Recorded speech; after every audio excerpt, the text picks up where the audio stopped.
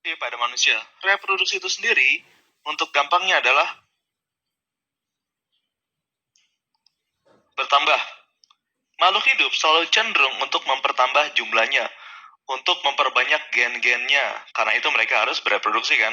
Nah, reproduksi itu sendiri terbagi dua, yaitu satu secara aseksual, yang kedua adalah secara seksual.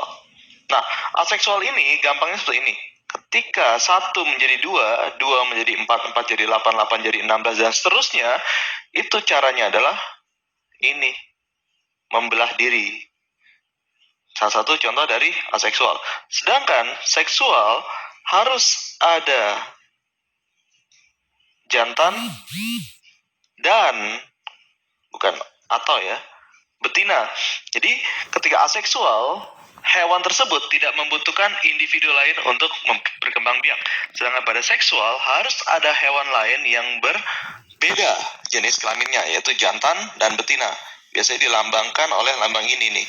Ini lambang untuk jantan dan ini lambang untuk betina.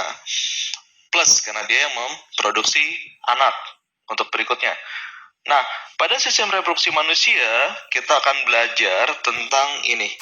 Yang pertama, pada pria, karena itu adalah bagian jantannya kan. Pada wanita juga. Nah, pada pria dan wanita, kita akan belajar apa aja? Pertama, struktur. Sudah saya jelaskan kan, kalau dalam biologi kita belajar struktur itu adalah untuk mengetahui nama-nama organ dan bagian-bagian dari organ.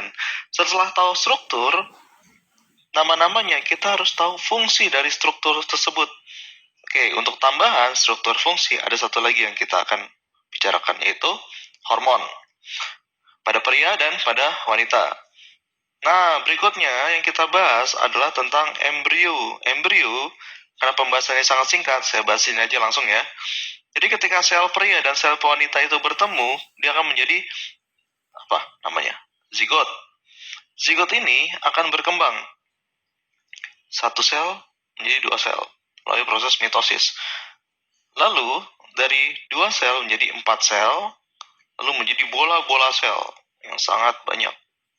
Nah, ini anggap bola-bola sel. Nah, dari bola-bola sel ini nantinya akan membentuk lekukan.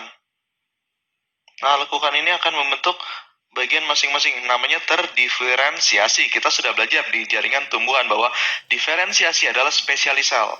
Sel ini belum terspesialisasi, hanya bentuknya sama. Nah, bagian ini menjadi tulang punggung, ini menjadi tangan, ini menjadi jantung. Nah, itu artinya terspesialisasi.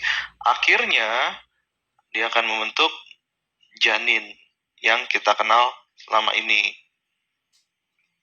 Oke, itu adalah perkembangan dari embrio, dari zigot, yang artinya adalah zigot, pertemuan antara sel sperma dan ovum, lalu menjadi bola-bola sel, ini namanya morula, lalu akan menjadi janin, itulah yang disebut perkembangan embrio. Nah, berikutnya yang terakhir kita akan bahas di bab ini juga adalah ini yang harus dihindari. Kita akan membahas ini bagian akhir, penyakit menular seksual. Oke, sekarang kita mulai dari mana nih? Kita mulai dari penjelasan tentang pria dan wanita kan? Oke, untuk secara umumnya gini deh. Saya mau nanya nih, apa beda dua kata ini? Gonad dan gamet. Ini penting sebelum kita belajar tentang struktur, fungsi, dan hormon pada pria dan wanita. Gonad dan gamet, bedanya apa? Nah, kalau belum ada gambaran, bagaimana kalau saya bilang gonadnya itu adalah testis dan pasangan gametnya adalah apa? Sperma. Sekarang kalau saya bilang gonadnya adalah ini, ovarium, gametnya adalah telur atau ova. Dah dapat gambaran? Hubungannya apa? Testis, sperma, ovarium, telur.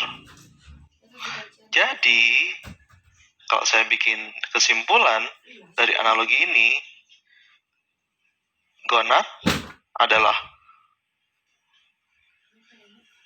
organ atau kelenjar